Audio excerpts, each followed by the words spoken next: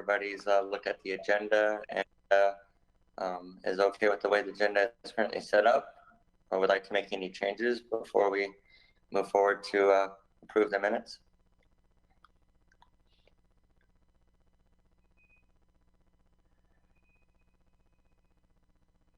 Going once. Hearing no suggested for the agenda, would anybody like to move to changes of the minutes from the July? Oh, appears to be something going on with my phone. Okay. Would anybody like to approve? Appears I'm having audio issues. One moment, please.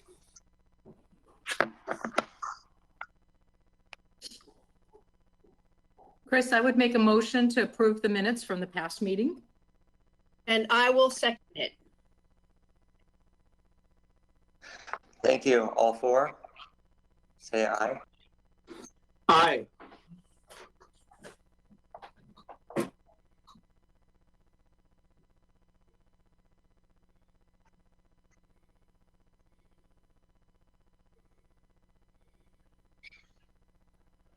Sorry, for some reason the app muting me, and it's not on, keeps muting me, and then on my end. So, is there anybody that can message me for some technical assistance?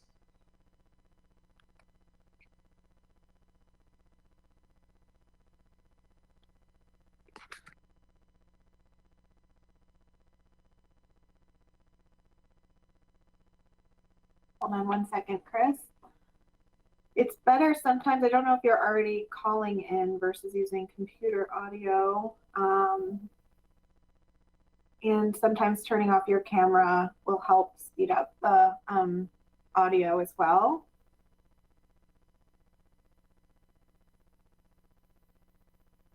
Well, shut off my camera. Thank you, Amanda. And let it be known that I made a face appearance. Was there a motion to approve and a second from Noreen and Mayor Vinnis? Yes. And were there multiple ayes for said motion? Yes. Well, does anybody oppose? Hearing none, we approve our agenda. Thank you for your help, Noreen and Lucy. We have next on the agenda, accept statement of revenue and expenditures. If everybody's looked at that through their packet, let's, should we do this as a single motion, Amanda, or is this something that we should do individually? Yeah, you can approve this as the consent agenda. Okay, well, in that way, I'd like to modify that request for motion. I'd like to request that we just approve our consent agenda and go from there. I make a motion, we approve the consent agenda. This is Noreen. And this is Lucy, I second. Thank you, ladies. All four, say aye. Aye. Aye. Aye. Any opposed, say nay. Hearing none, motion carries. Lisa and Dana, are you currently present to be able to talk to us about data and analytics? We are. Excellent. And it looks like I'm going to share my screen. So what we're sharing with you today is something that we had shared previously with some updates and changes. This is going to be the homeless by name list. And this is actually the public view that has been created. It is on Tableau Public. It's using a similar platform to what we use for the COVID reporting that goes out to the public. So it's using that same platform to be able to get this. This link will be available on the county website. I think under HSD, Lisa's gonna get that put together, but we will provide you with the link so that you can look at this after the meeting. So I just want to go through the pieces that will be available to the public shortly. So the first thing that we wanted to do was, when we were presenting this information, is to make sure to include some definitions and some descriptions about what is the homeless by name list, why are we shifting from looking at really those annual PIT counts more to the dynamic homeless by name list, that and why that is, why we've kind of made that shift. The definition that we're using for homelessness in Lane County, and then kind of a few details about interpreting the report. So things that people might have questions on about definitions inside the report. And then we also have a link, if you have questions, to be able to reach out to HSD, and Lisa or myself will respond to anybody with those questions. So the navigation of this report is at the top. You'll notice there are 4 dark blue sections, and it says click on a title below. And so we'll go through each of these pages, and the inflow details and outflow details are new. So these you haven't seen before. It's something that many people kind of have been asking for. And so hopefully this will help answer some of those questions. So the by the numbers is really that report that we had shown you guys months ago, and it's just been continuing to be run monthly and updated each month. And so I've zoomed in to make this as big as possible. Can you guys see this okay? It looks good. You can zoom in on your own screens by hovering over the image, and there will be a option to zoom in. Okay, so we've seen this before, looking at the current month, which is like, have they been active in the last 90 days? So they're currently listed as homeless, and they've had a service transaction in the last 90 days, and then a comparison to the previous month to look at those numbers, and then the inflow and outflow. So again, the inflow are people that were not on last month's list that are now on this month's list, and the outflow is people who were on last month's list but are not on this month's list, and showing the net change. And then this is the year to date. At the top, you can change this. So if you wanted to look at any of the previous months, you could come in here and drill down into that information, and it would change and show April and then previously into March. So you have that ability now to be able to do that yourselves, because it'll be published publicly. And then also on the year to date, you can look at the previous year. So we really started building this out in 2019. And so that's as far back as the by name list will go. And then made a slight adjustment to this last one. I don't know if anybody remembers, this used to be a bar chart, and we looked at running 13 months. But now that we have more data, we're able to look at year over year. And so that's helpful. It will show how we're doing this year, month by month, compared to last year. And so that's one of the things that we had previously had available, and we're presenting to you guys on a semi-regular basis, I think. And then now you can see this change to introduction. So if you had a question about what one of these might mean, you could go back and click on this, and it'll take you back to the introduction page so that you can review that. Then population data, this is gonna show you the demographic information. And this allows a lot more flexibility with being able to filter and look at specific groups of individuals.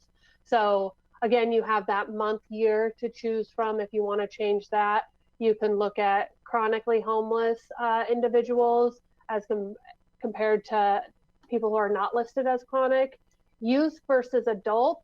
And right now, this youth versus adult, oh, I needed to change this. I'm gonna have to update this. So we have 2 different fields now, and I'll show you that in the next one. There's 2. There's under 18, which would be a child under the 18, and then adults over 18. But the Built for Zero program that we have we've gotten the homeless by name list from, that whole idea looks at youth under 25.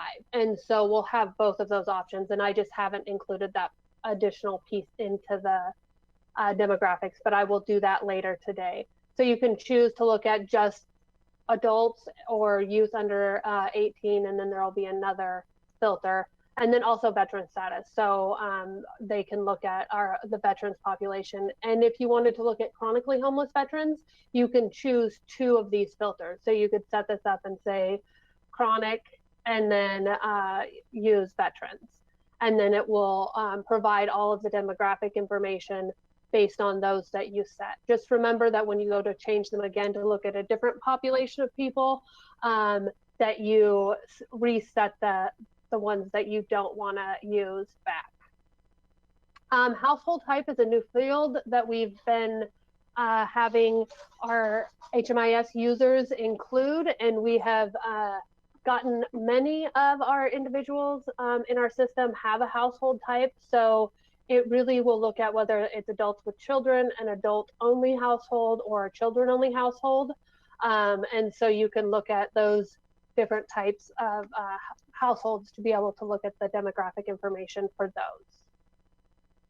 And then one of the questions was around the inflow, outflow, and I remember in this meeting specifically people asking about that and wanting to know, well, what's happening with people when they are leaving the list? Like, are they being housed? What's going on with them? And then also people who are coming back, are they brand new to our system, or are they people just returning to the by name list? And so we've went and looked in at some of this information, and to be able to drill down.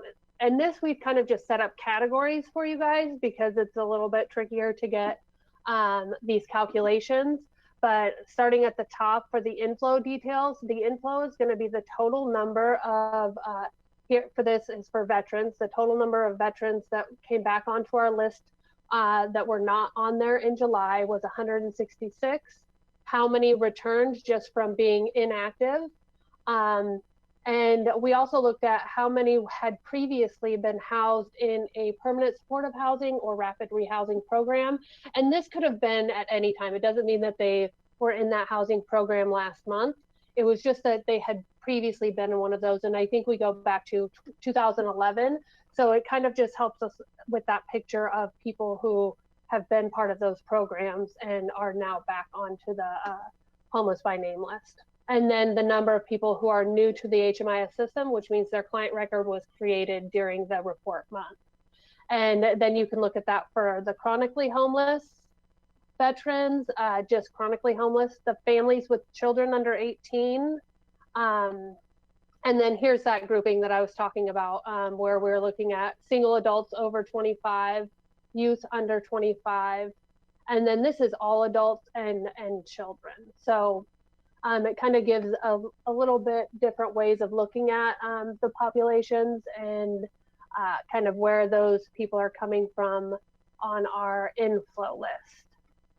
And the outflow is looking at, we're really just looking at 2 categories where they just moved to inactive, which means they didn't have a service transaction, or they were in a program before and then fell off the list and then just came back. There's lots of different ways where they were just inactive and now they're back on the list. And we're just comparing that to the number of people who were housed. And housed, the 2 criteria that we're using to determine if these individuals left the homeless by name list under the housed category is they have a move-in date. And we looked at move-in dates in the last 60 days just so that we wouldn't lose anybody, because sometimes it takes a little while for that information to get into our system. So if they exit a program, get permanently housed, and then it isn't until the next month do they fall off of our list, we want to make sure that we're still counting those individuals as being housed. So there's that. They have a move-in date into one of our permanent housing programs. And then also, if they exited a program with a disposition that indicated that they were in some kind of permanent housing.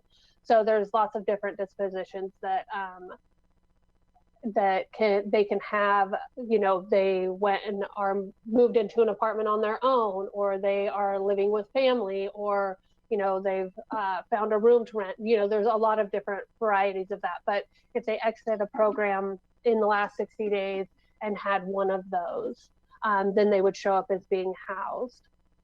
And so you can look at all of the same categories for those on the outflow as we do on the inflow.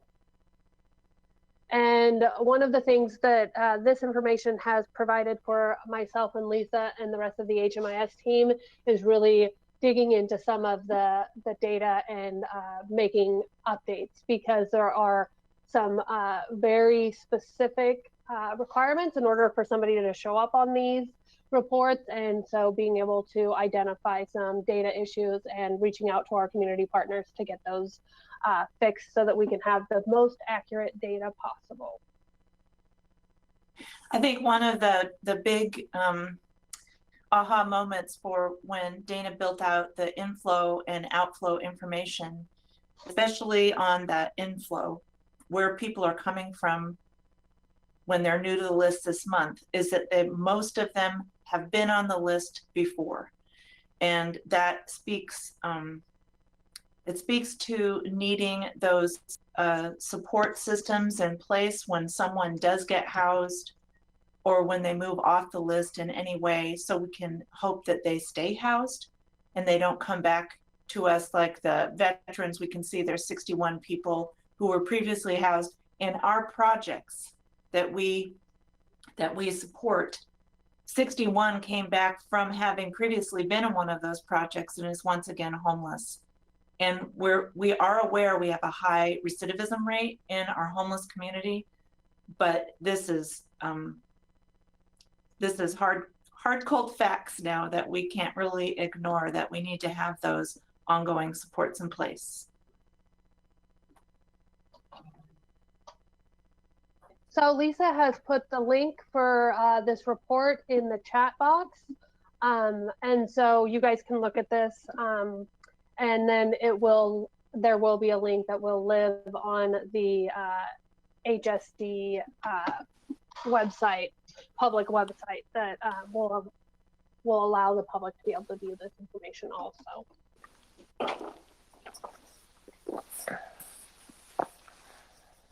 Thank you, Lisa and Dana. Oh, Thank go on, you. Lisa. Sorry. No, I was just going to ask if anybody had questions, but thank you.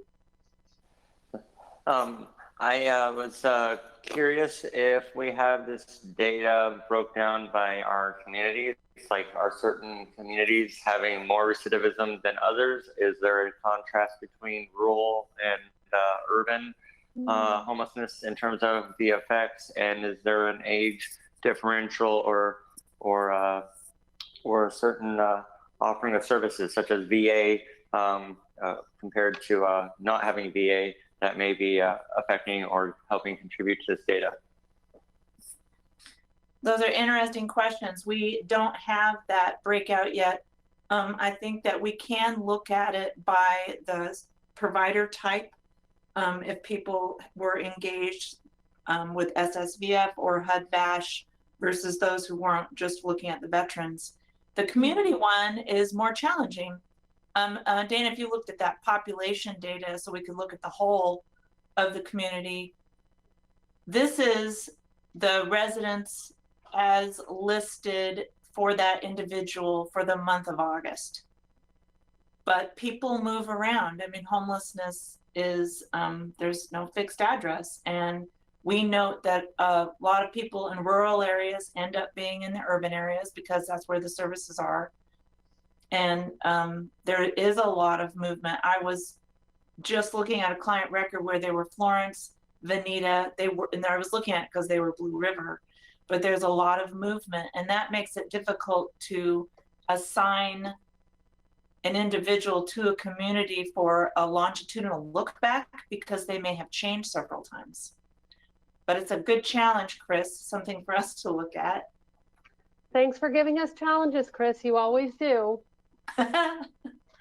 Make us think some more. I actually really enjoy a challenge, so the inflow outflow took a little while to figure out the exact criteria and some new cool tools that we have in Tableau to get that stuff to work. So I will make a note of some of that information, and hopefully I won't say near future, hopefully in the future we'll be able to provide that for you. I don't know what's coming down the pike with everything going on right now, but we'll try to get to some more information about that inflow outflow. Yeah.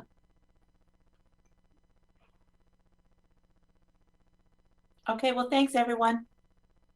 I just want to say thank you so much. This is excellent. It just, I mean, I don't have questions because I feel like it's like drinking from a fire hose. There's so much information. I just need to sort of go out and look at it and absorb it, but just great work. Thank you. And I just want to echo comments. I agree. I think as we talk about the strategies in the TAC report, being able to look at this data so carefully and really measure the effect of our investments is going to be incredibly valuable. So that inflow outflow data is very sobering but illuminating, and help us be strategic. So I really thank you. It's fantastic, and I'm with Noreen. I can't wait to sort of dive in and look at it more carefully. That's great. And if there's anything you guys notice on there, this is the first time it's really going out. Me and Lisa have looked at it, and there's always slight things.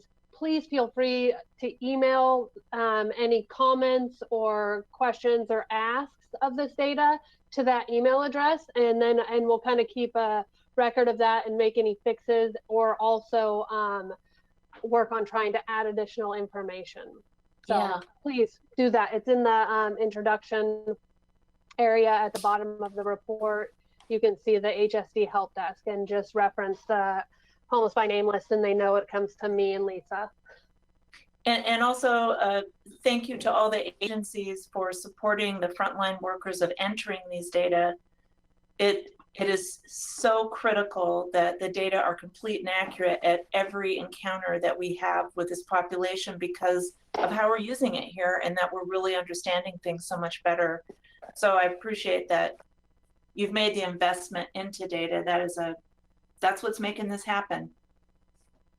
And the link is active in the text box and the chat box that you posted, Lisa? It is. It's for the public. Anybody can look at that link, and you can share it. It has been approved by Lane County leadership. Thank you. And just as a caveat, in case people hear that statement and not quite sure what that means, this is data that has been separated from personal identifiable data, and so our communities can have the facts without having direct ties to the individuals who help contribute. Oh yeah, thanks for saying that. Thanks. Absolutely. So thank you, ladies, for your presentation. I really appreciate the deep dives, and look forward to seeing where we go next with this. With that in mind, I'd like to ask Ms. Laura Ashworth to talk to us about staffing and program update.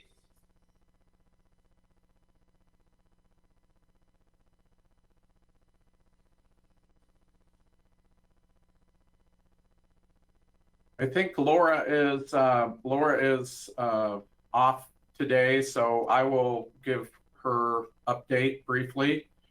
Yes, sir. Thank you. So we have been in the process of adding staff that are part of the implementation of the TAC report, as well as building out our ability to better serve the community. And in that regard, we have hired a staff person who is going to be responsible for our coordinated outreach program and coordinated entry. And we'll make later the public announcements of who these people are. The other position that we filled is for our shelter coordinator. And so we have a position from here on out that will work with all of our sheltering activities. This will be helpful in also coordinating with our emergency operations. So we have worked with people like Tim Black and others so that we have a seamless response when we have emergencies that arise, as well as with the navigation center and other shelter activities that we have, you know, a staff person to focus on those activities. Additionally, we've posted positions, and these are positions that are funded with CARES dollars for outreach. There are a total of 8 and 4 positions at a time for outreach. And the title of those positions is community service worker. And if you know anyone who is a dislocated worker, the requirement is that they're somebody who has been, you know, lost their job or been furloughed because of COVID-19. We did an initial posting, and we're interviewing a few people, but there's still a need to hire more folks. There should be a posting up this weekend again on the Lane County website. And those are basically, you know, 6-month positions. And we're looking for people, you know, again, the qualifications are that people have empathy. You know, we can't expect, you know, in the social service community, a lot of people have been employed during the pandemic, and so, and not a lot of dislocation. So we're not necessarily expecting that we're going to get people who are seasoned social service people who are going to take these temporary positions, but we're looking for people who have empathy and want to help out.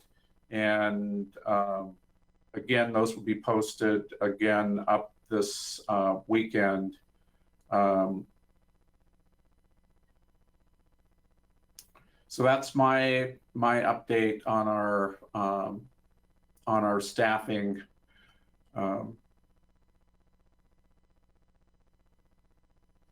Thank you. Thank you, Steve. Are there any questions or comments regarding Steve's thing? Lucy? Yeah, just a clarification, both for me and for folks that are sitting in. So the county staff person who is doing the shelter coordination, that's shelters both with established by the county and by the city, correct? Is that person only working on county shelters? Just well, the scope, I think that we will work with any city in the city of Eugene. You know, if there's an interest in having you know, a coordinated agreements or services, you know, so I think that there's flexibility in how we can deploy that person. You know, I know some of the things that we're doing right now with some of the safe sleeping village and rest stop kinds of situations, the city is doing those directly right now. And then coordinating with our staff on the services to those sites. And so that person will be a contact person for coordinating the services to those sites if the jurisdiction's doing their own sheltering. right. Thank you. Thank you. That's what I understood, and thank you for just clarifying. And then the outreach positions that are only for 6 months, that's because that's the amount of money that we have through the CARES Act. Those are, yeah, those, it's, we basically have a grant that can be used for up to, it's about 2 fiscal years. The work plan was to accomplish it in a year, but it's for recovery, and specifically, you know, helping folks that are homeless in the COVID-19 environment, and you know, getting some additional staff on for that purpose. So that 6-month clock starts ticking. I mean, that they're hired for 6 months whenever you start hiring them. Is there a CARES Act deadline on that work? It's you know, again, it's 2 federal fiscal years, and our funder would like us to accomplish it in a year, but we're already behind in trying to hire people. You know, I mentioned before that we had put up a posting, and we had you know, 8 applications that were presented to us. Again, it's a matter of they have to meet the dislocated worker requirement of losing their job or being furloughed because of COVID-19. Right. And it is a big choice for somebody to say, well, I'm willing to take a temporary job versus a permanent job someplace. So it is a harder thing to recruit for right now in this environment. Noreen, did you have a question for? Yeah, I was just going to ask a similar question to Lucy, but I also am thinking of just groups of people that would be interested in something temporary, like college students, maybe in, you know, whether it's LCC students or U of O students who might be interested in something like that, posting it in a place where maybe you already do that, Steve, but given that it's temporary, just sort of thinking about who would be interested in something of that sort. Yeah, so they would have to be people who were not only students but held a job. Oh, right. Sorry about that. I kind of forgot that. I did run into a nonprofit person yesterday who lost their job working for a nonprofit because that's beginning to happen in our community. Nonprofits that are having to furlough and let go of folks. So if we could figure out how to mine that a little bit, there may be some folks who have some skill who would be willing to take something temporary. So we'll get the job posting over to you, Noreen, so that you can network it within the United Way network. And maybe, I know Diana has put it out to our listserv as well. Steve, I have a quick question, and then after your response, I'd like to move on to our next item. Yes. I was curious, as a white man in Lane County, how many outreach workers are we looking at that will start to address our people of color? We have a larger portion of unhoused Latinx and people identifying as Black in our community, and I want to make sure that we're reaching them as we're engaging them. That's an important point in, you know, in our recruitment and outreach and selection process. So I'll pass that along to Laura. Thank you, sir. Is Sarai Johnson available to speak with us on the inclement weather strategy and prioritization? Indeed, I am. Ms. Sarai, you have the floor. Thank you so much, Chair. Hi, everybody. I am Sarai Johnson, Joint Shelter and Housing Strategist for City of Eugene and Lane County. I think I know most of you, but if I don't, that's who I am. I don't have a presentation to share with you. As you can tell, I'm sitting in my car in between meetings, but I did want to give you a quick update on where we stand with the strategies for inclement weather, and especially including winter. So if you had seen before, there was a proposal out to do this within an EOC model, Emergency Operations Center, but upon further conferring with the City of Eugene and county folks and others, it really emerged that doing this in a different way would be a little bit more effective. So we are now running it as what's called a unified command structure, which does operate in some similar ways, but does give a seat at the table for policy and implementation team members to join in from every jurisdiction that will choose to participate. So right now we have the City of Eugene and Lane County on board and are still planning to activate 3 strike teams to do this work. one is for shelter, one is for navigation, which is really all the services and programming around that, and then finally warming. Priority wise, we have started on to look to procure motel rooms for people who are highly vulnerable to complications from COVID-19. So that is one thing that is underway. There are 2 RFPs, I believe, either out already or out this week. One is for hotel or motel facilities to get a sense of who and how many rooms we could get and for what price. And then the other is for services overlay on those motels. So if you're a person or know someone who would be a good fit for either of those, please be sure to share that with them. As far as priorities, as I mentioned, that the motels are moving forward. That's a big one and will take some time to get. But we also are prioritizing warming strategies as well. And so the warming strike team is likely going to have some plans in place by November 1st. We're going to get as many shelter beds as we can stood up by then, but the reality is that procurement and setup and all of that will probably go beyond November 1st at this point. So we want to make sure that there are places that people can get warm and stay safe during those cold nights that I'm sure will strike before we get everything up. So we'll probably be phasing in more shelter even for the next few months. And we are also looking to see what longer term wins that we can get through this COVID-19 winter. The other issue that of course has come up is because of the disaster, many people have been displaced from their homes and will likely need some support with shelter or housing for a period of time. So that's a slightly separate but very connected issue that we're also working on kind of concurrent with it. So we don't know the extent of how many people are going to need that kind of support yet, but we do expect it to be some middle hundred number probably, just to be as specific as I can. So yeah, any questions? Noreen?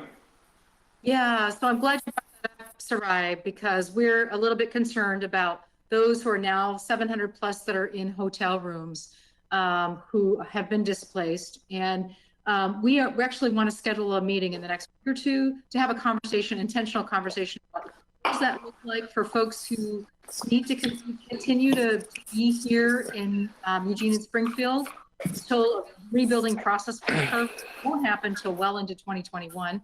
And then what other kind of resources might there be up the Mackenzie River as sort of the basketball camp, and is that a viable temporary shelter for folks? So we just know we're going to reach out to you and have you and hopefully some other partners with the county and city to have a conversation in the near future, because we're concerned about all unhoused people, but particularly now that we have a compounding issue, that how do we manage, because we haven't been managing real well before the wildfire, right? I mean, doing the best we can with the resources maybe, but I think that we just want to have a real intentional conversation about who can do what and how can we better partner around thinking about the winter strategies for those affected by the wildfires.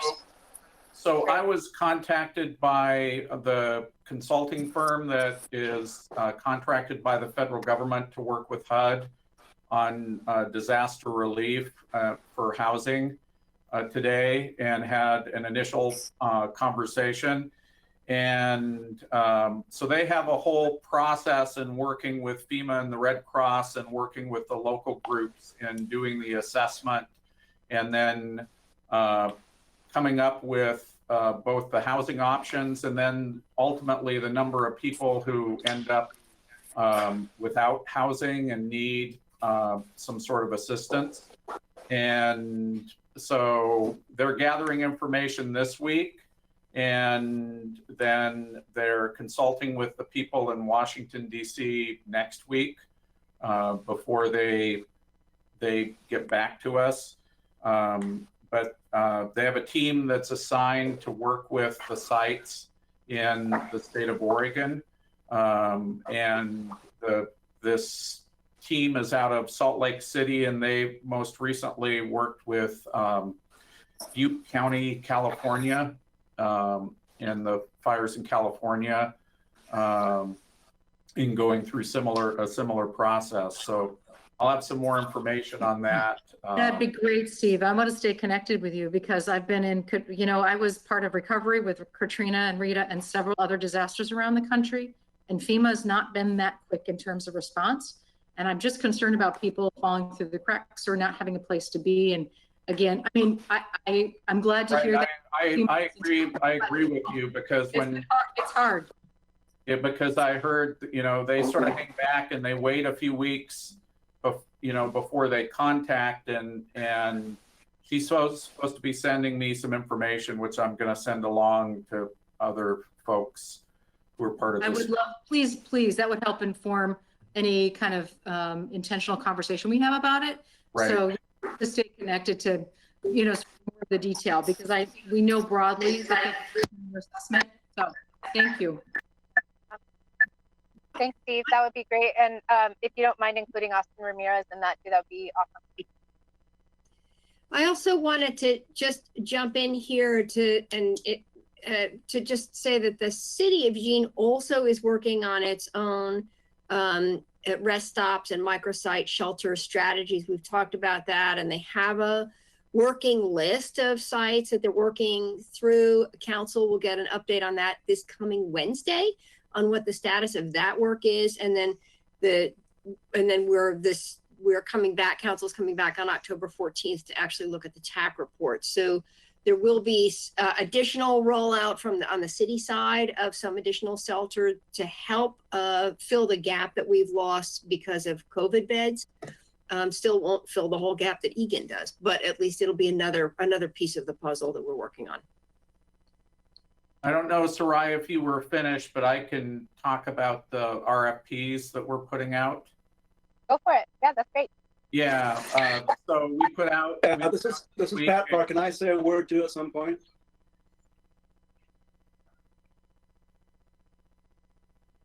I've lost my order. So I'll go ahead and mention that we put out a RFP for hotel, motel, non-congregate sheltering.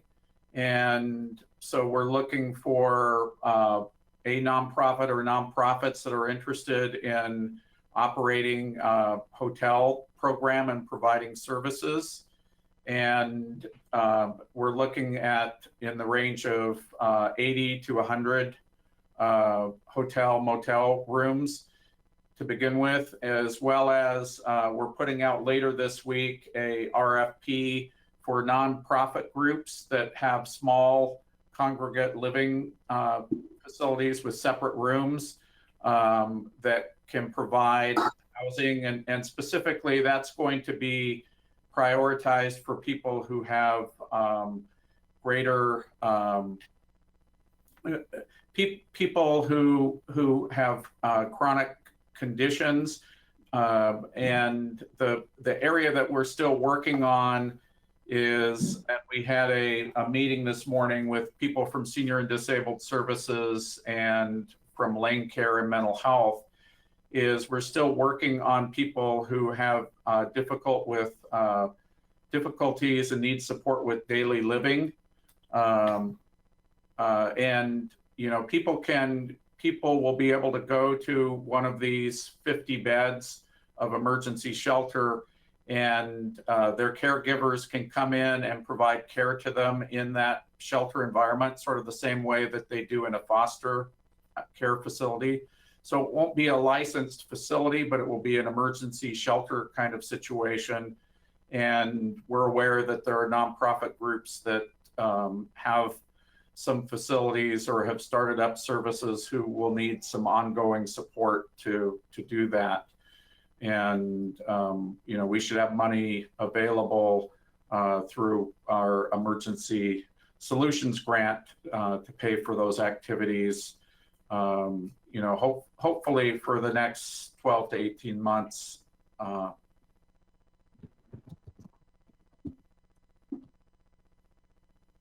Thank you, Steve. Commissioner Farr. Thank you, Mr. Chair. Just a couple of quick comments, and I'm looking at Mayor Vinnis briefly as I say this. During the smoke emergency, the city and the county coordinated very nicely, I thought, in opening a small temporary shelter at the fairgrounds. It was on county property. The city provided staff and worked closely with the other agencies to make sure that worked. And I wanted to extend the thanks for that coordination that occurred there. And Mayor Binnis and let's see, others who are here from the city right now, I think, let's see, well, Brooke, it looks like you're here too. The coordination between the county and the cities is so critical as we move forward, particularly during these times where we're replacing beds that have been lost for whatever reason, and making sure that one hand knows what the other hand is doing at all times. And that is where I really value the position that Sarai Johnson is in, because Sarai, you're the one that really kind of, in my mind, anybody here, correct me if I'm wrong, but in my mind, we're the one who is charged with looking over the entire system and doing what we can do to coordinate everybody's effort in under the same umbrella. Now, give me a comment on that if I'm wrong in a way, but I wanted to point out that the cities in the county have a history of cooperation, and right now that cooperation is more critical than ever. Thank you, Commissioner Farr. I would also like to say, while we thank you to the city and county for doing what they could with the time, knowing that there is a greater amount of things happening in the county, I would also like to raise awareness that we need to be able to have a mechanism that will allow us to respond even quicker and more steadily for populations who are underserved.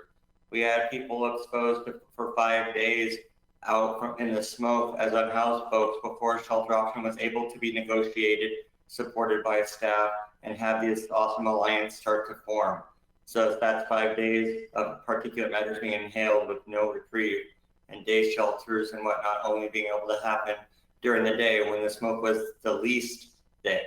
And so I think that we need to take this strength and build upon it. So I want to thank you, Sarai, for leading with options to be able to build upon, and our communities rallying to go forward. There's a lot of things that have come from this. Organizations have sprung from this. Community actions where there have never been before are rising to serve the people. Whether it's in Springfield, Goshen, Oak Ridge, or Blue River, our people here, they're rising to the occasion. And so I'm proud to be a part of Lane County. Thank you. With that in mind, if there's any other questions for Sarai, please signal. If not, I'd like to move forward on to our next item. But I also wanted to see if anybody as members of the public would like to participate in public comment, to please signify in the chat or send a message to myself or Diana directly, and we'll put you in queue.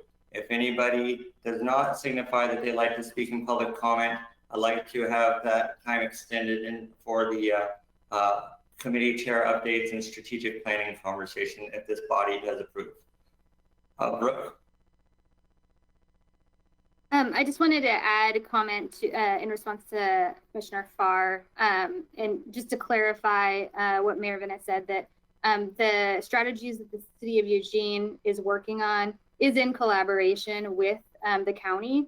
So we are in coordination on the services and the various components. So we're all working as a collective team. Mayor Vinnis was referring to the specific sites that we're sort of focused on, because we have this sort of divide and conquer in terms of what each jurisdiction is has experience working on. But in terms of the overarching system, we're very much in coordination and working to also be in consultation with the service providers. So just wanted to make sure you understood that piece.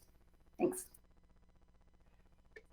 Thanks, Brooke. Thank you, Brooke, for that clarification. I do understand that, and I wanted to point it out that we are working together at every opportunity. I would like to also I'd like to also repeat that Tim Black in the chat had said, yes, the City of Eugene ambassadors were awesome and we could not have done the smoke respite without them. And there are also some comments that are earlier in the conversation that I cannot see because I moved to my laptop so I could see better. So if anybody would like to put them on the public record before we move into this next item, I would like to ask for a volunteer.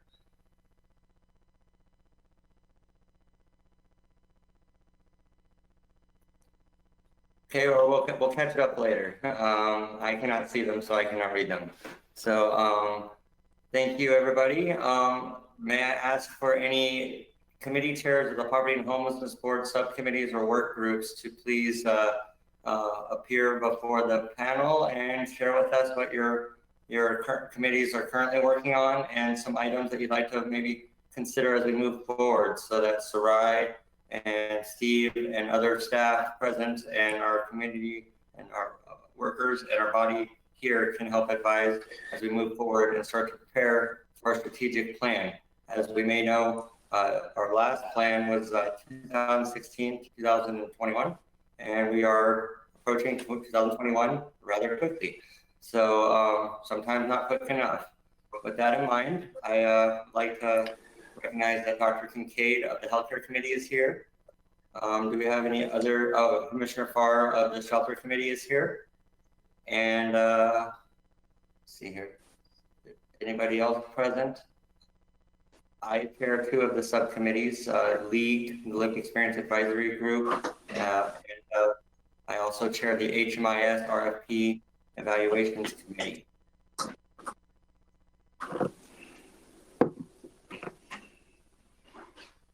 Okay, I'm looking at the list of people here. Is there anyone present who is participating in the youth workshop, the youth work group, or the veterans or employment committees that would like to speak to in this conversation as we give the public a brief little map of where we are and where we want to go?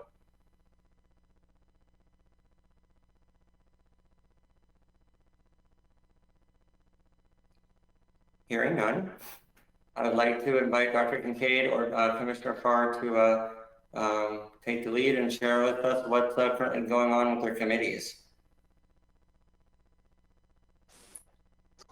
Dr. Kincaid, I'll defer to you. Oh, you will, huh?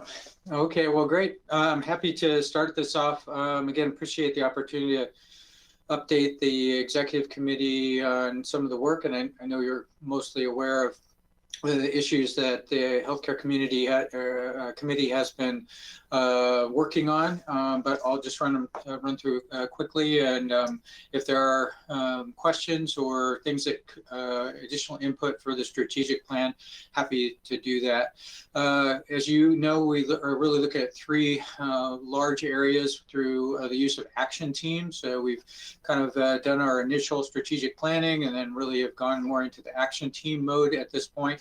So our first action team is that of care coordination and discharge planning. It was an area that has been significantly challenged. Patients moving from the hospital that are unhoused, trying to be able to coordinate care for people that continue to have medical challenges, as well as trying to make that process relatively seamless for those individuals.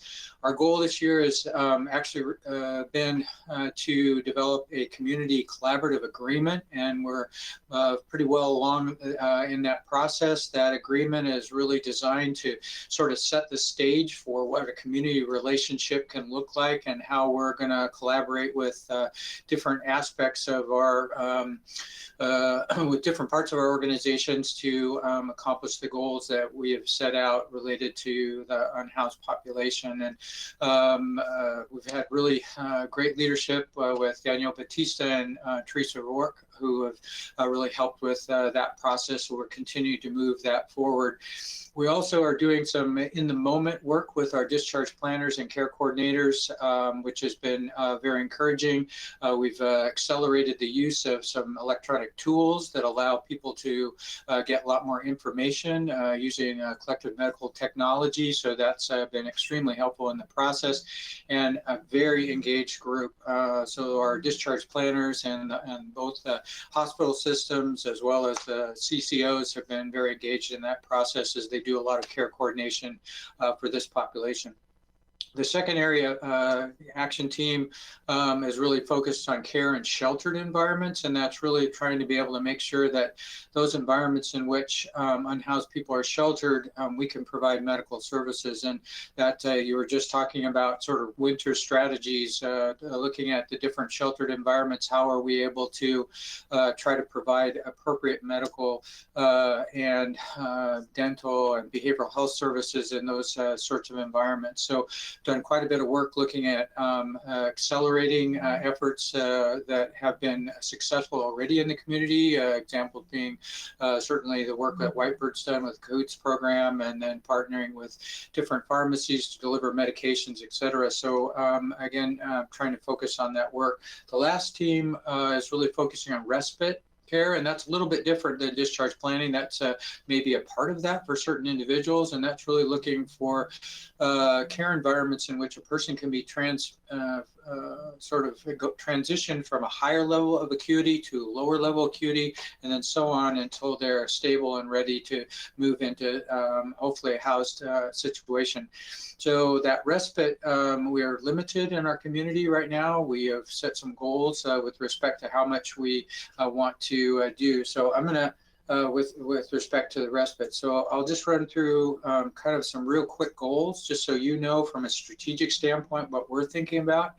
Our goals with respect to emergency shelter is that we would like to be able to provide at least 100 24/7 shelter beds for medically fragile individuals. Now, I guess, as you know, these goals are lofty, but if we don't set high goals, we're not going to hit anything. So we've kind of taken that to be a combination of hotel, motel beds, also, and really trying to figure out how we coordinate care for those individuals. So we're looking at some different grant options to be able to provide those resources. With respect to medical respite, we believe that we need at least 10 more beds on medical respite than we currently have in our community. So our goals are to try to be able to continue to work with our different community partners and be able to move that forward. Again, that requires resources, it requires coordination, and so we'll continue to move forward, but that's sort of our goal with respect to respite beds. Coordination and care system. As many of you know, we're in the process of working on some electronic tools that allow coordination of services. There have been several real significant advances during this COVID period where we've had to get information on updated on a regular basis, particularly for behavioral health, substance use, some of the issues that are challenging for different parts of the population. How do providers and other community members have ready access to that information? So we've been working on the access piece, as well as getting information into the health records that are used by our facilities, so that information of who's taking care of who and what is actually moved forward. We'd like to continue to push that. And I think that's going to be one of our big efforts over the next year. We have looked at some opportunities of providing primary care to the unhoused population. Most folks have different care coverage, particularly Medicaid, and they may have an assigned provider, but there are maybe some that don't. And so how do we provide primary care? So we're looking at some sort of creative options to do that as well. And then our other work will really be around enhanced medication support. Many unhoused folks have a real challenge trying to get medications. And so how can we create places for storage? How do we make sure packaging is appropriate? How do we make sure that there are opportunities to make sure that when people transition from one environment to the next, that their medications also tend to go with them? And then provide support when there's a sort of emergent or urgent question. So we have a whole bunch of pieces related to medication management that we'll continue to work on. And the last piece is really a goal around health screening. One of the challenges we have in a lot of our environments is, are we able to screen folks for particularly different problems that are related to either health conditions or other conditions? How effectively are we actually doing screening programs to the unhoused population? Sometimes that's sort of a random event, so we'd like to look at some coordinated screening programs for different health issues. So it's kind of, those are some components of what we're working on. That's how we see the work over the next year to or so, and that's going to be our focus. Happy to answer any questions. Chris, you've been involved with a lot of that work, so hope that's helpful.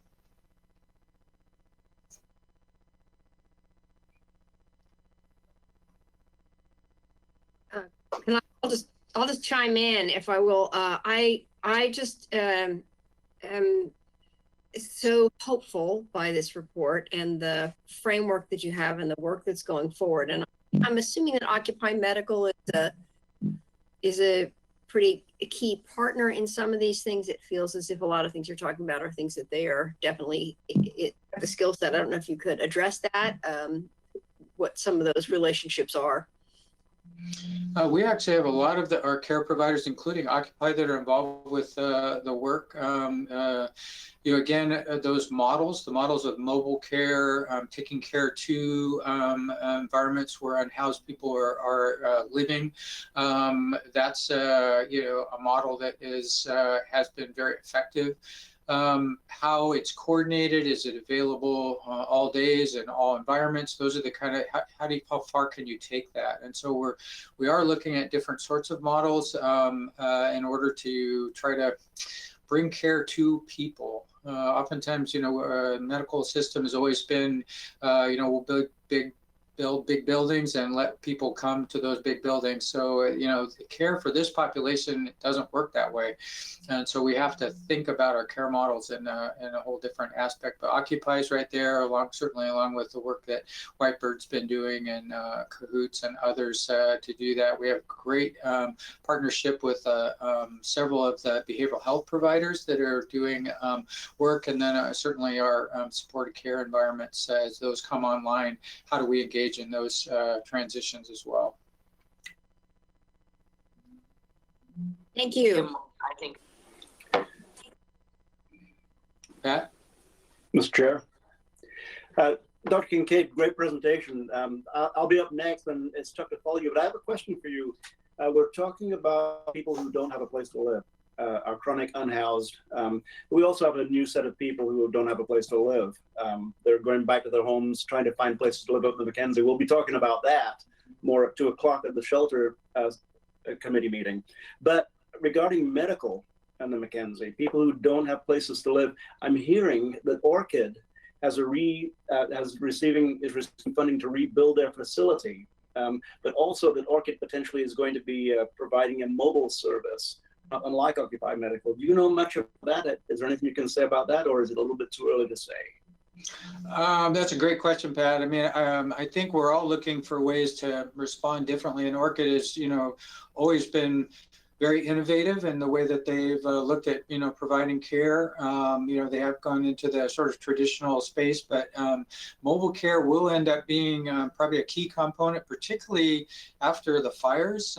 So I think we're not going to be able to stand up a clinic certainly as quickly as we'd like with the loss of the clinic in Blue River. So, how do we provide care locally to those people who are living, actually moving back into those areas, and how do you sort of build that up as that population grows, and then meet those sort of needs. So, I think there's a really good partnership, certainly in trying to support Orchid. Both CCOs have been very involved with working with their leadership and trying to look for different options. There's grant dollars that we're starting to try to figure out how we can allocate in a way that would be able to meet that need. But I think you're spot on. I mean, mobile care is going to be increasingly important.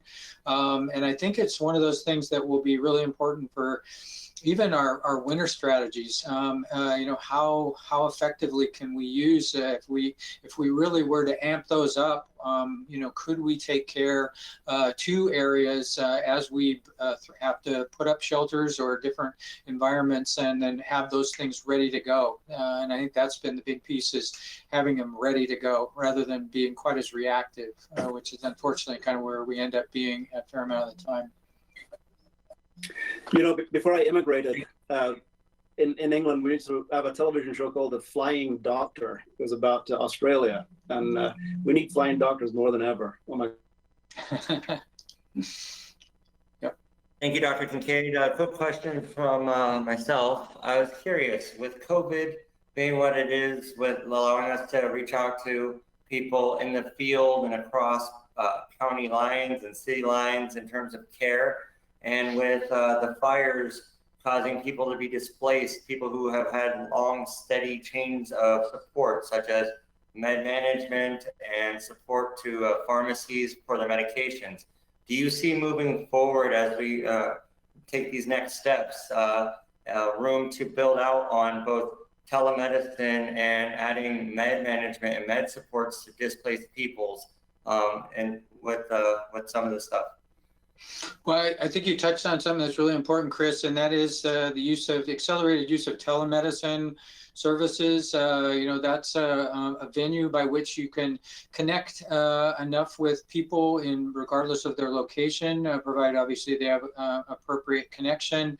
But it's a way that we can actually assist with that med management.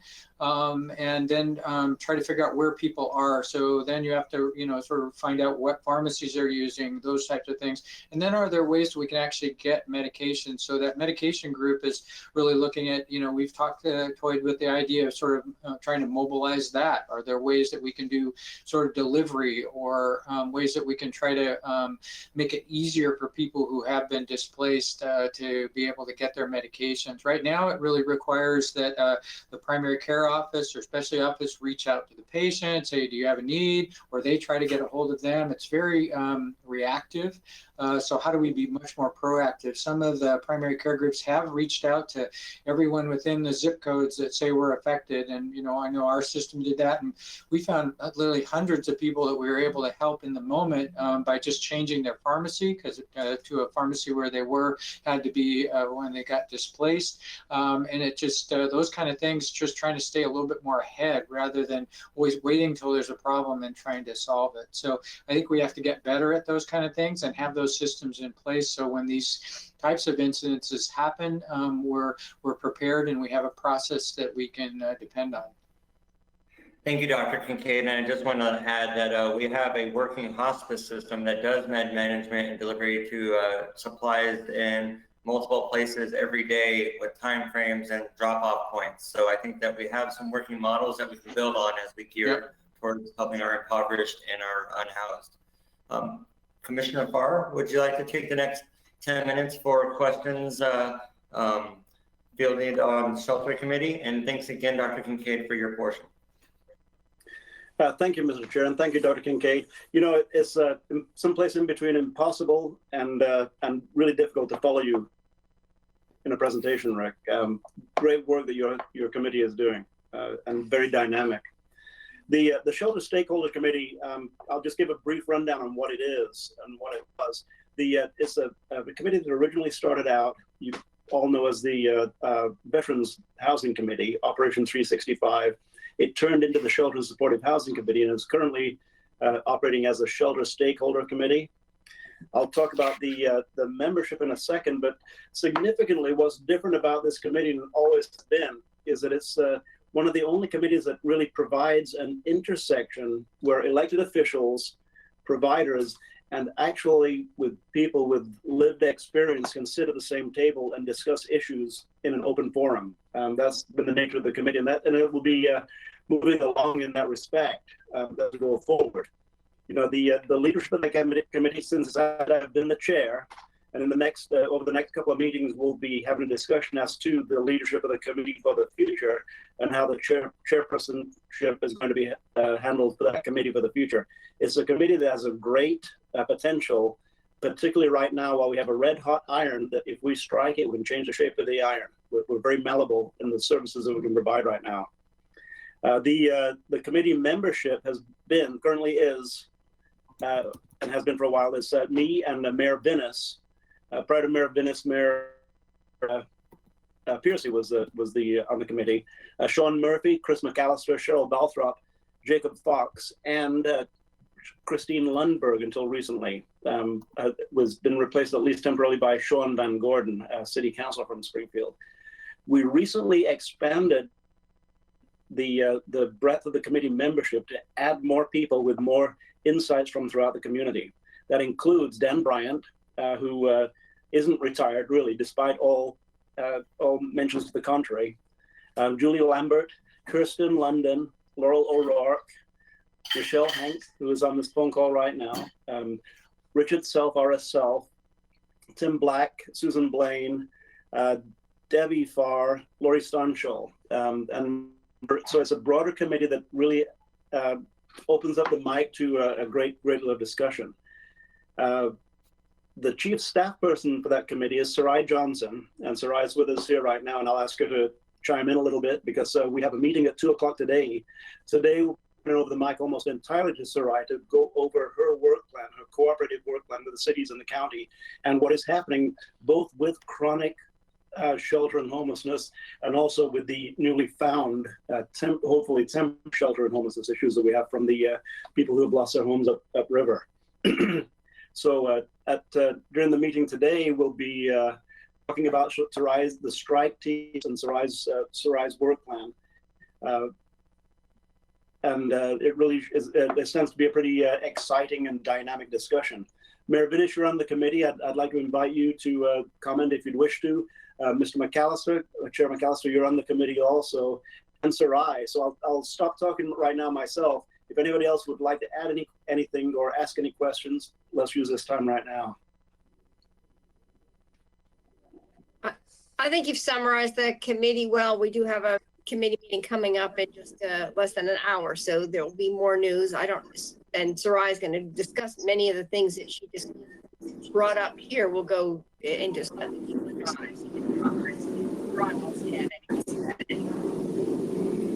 Mr. Chair, not this meeting, but our Dr.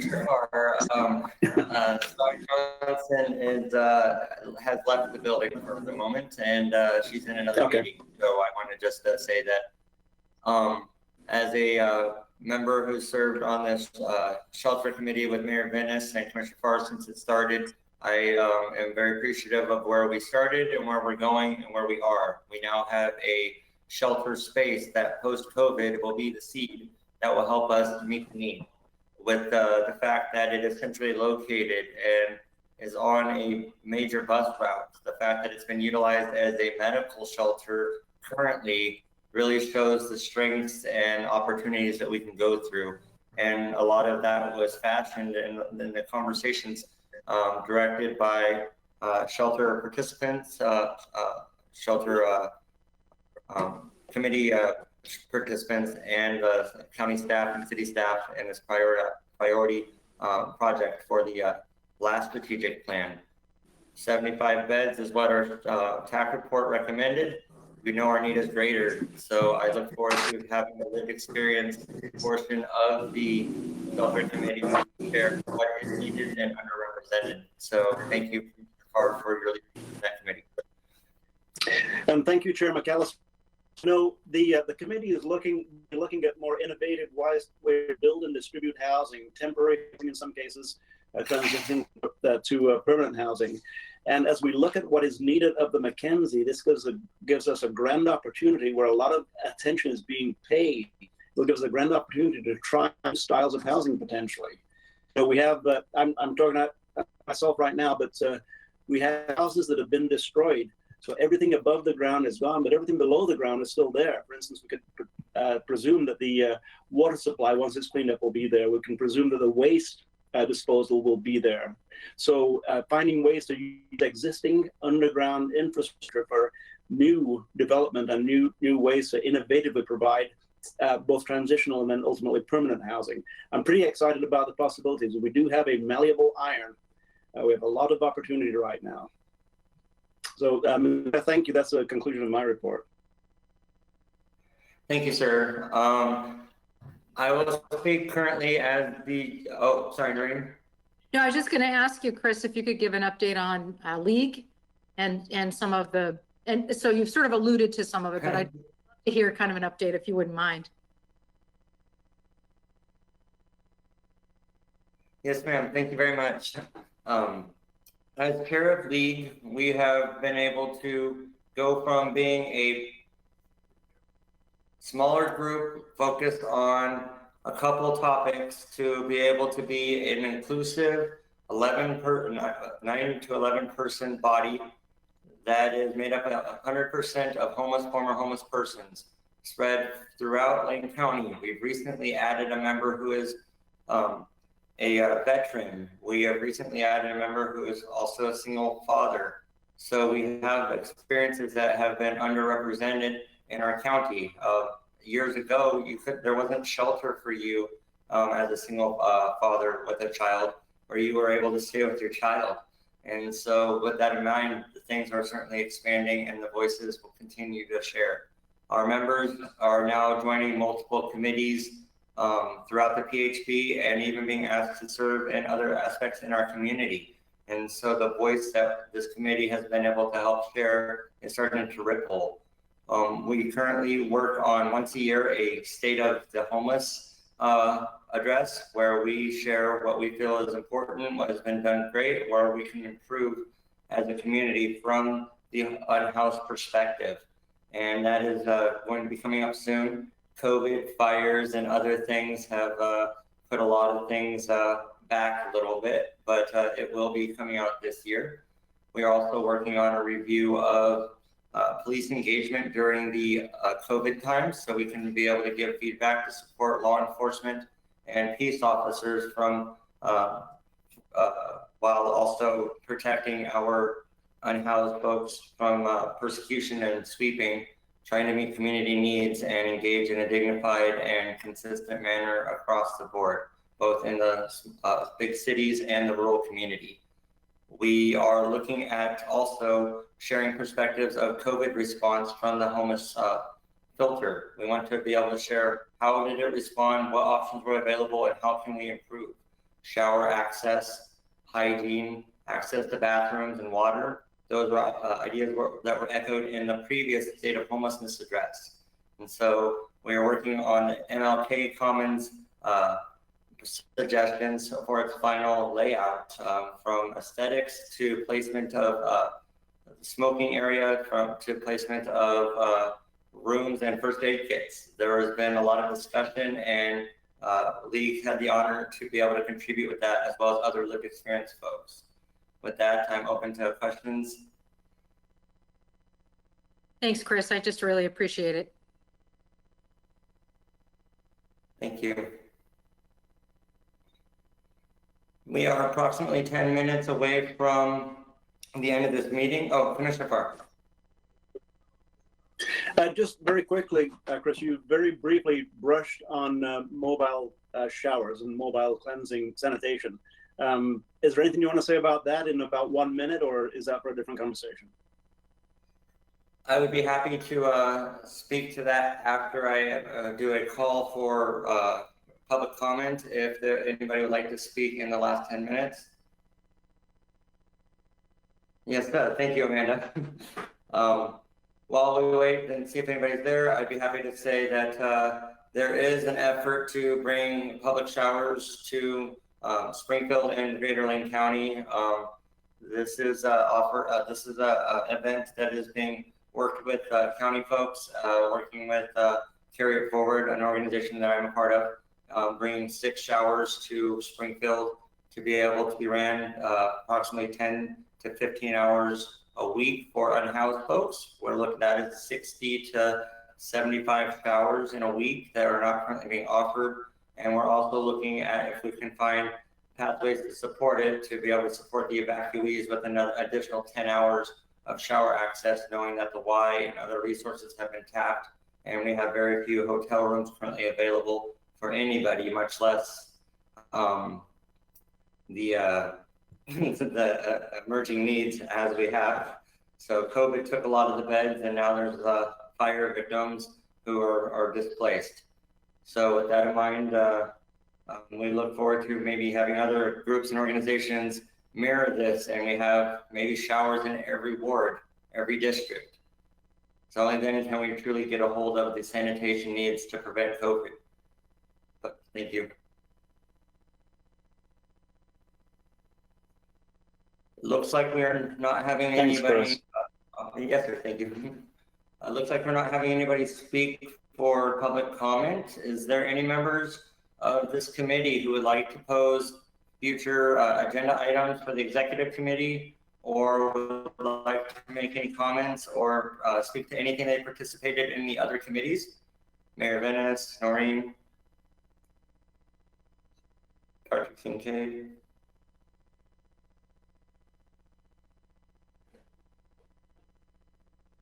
Are there any updates from staff that they would like to present, or any updates from staff that they would like to move forward on the next agenda? Steve or Amanda? Seeing, I don't have any at this time. I will say that we're still waiting to hear from the state of Oregon about their allocation of additional emergency solution grant dollars. And, you know, what they've informed us is that they will give an allocation to the region and inform us on what the process will be to access those resources. And I spoke with them last week and they said within the next couple of weeks, they'll tell us about that. But after they come up with a plan, they need to let HUD know. They need to get approval and amending their plan from HUD. And so it'll be a while before those come, but at least we'll have a figure that we can use to plan with. So that would be helpful. thank you, Steve. Commissioner Farr, do we know of any updates on how there's going to be some engagement with more of the rural community outside the fire circle? I have nothing definitive to report at this point. So we can put that on the agenda for the next meeting. Excellent, sir. I mean, Thank you. At 2 o'clock, we may be able to talk about that more. Put it that way. Yes, sir. Yes, sir. And Mayor Venice, is there anything from the city of Eugene you think that we should consider on the next agenda? You know, my assumption, Chair, is that we will have lots of updates by the time this group meets again. The City Council has a number of meetings coming up, and next week and October 14th, we'll be meeting with the joint meetings with the county. All of this work is ongoing. We had set through Sarai November 1st deadline to get more of our inclement weather strategies up and running. So my assumption is there's going to be a lot of news to share from all of our jurisdictions. Thank you, Madam Mayor. I'll be reaching out to Councilor Fox to see how Coburg is doing and see if he'd like to be able to have some space to share on that aspect, as well as reaching out to Councilor Van Gordon, who had another engagement today, so we can see where Springfield is at. Chris, can I just add, I don't know, my brain is not fully functioning. I think I'm working on half a brain cell today. Tomorrow I'm meeting with a group of folks to talk about housing for youth in our community and housing strategies. So I can bring that back or share it in the form of a report, written report, which I'm happy to do. So I think that's important for us to stay kind of on top of as well. Yes, ma'am, very much so. And as a fellow half-brainer, I appreciate your efforts. Steve, did you want to say something? Yeah, I wanted to mention, and Amanda can chime in, but I know that we're waiting. We have not heard from HUD yet about their ongoing continuum of care funding process and what that will be for next year. And we may have some items related to that. And those are items that require the action of this body if they do release an application. That's correct, but no update on the competition at this time, but I'll keep you posted, and there might be an update within the next month or two. So I anticipate there will be some soon. Excellent. Well, thank you everybody for being here. In the sake of rest and recovery and self-care, I would like to move that we end this meeting 4 minutes early. Can I get a second? Well done. Well done. Thank you so much. Thank you. Take care. Be safe. Breathe well. I'll see you all soon. Bye.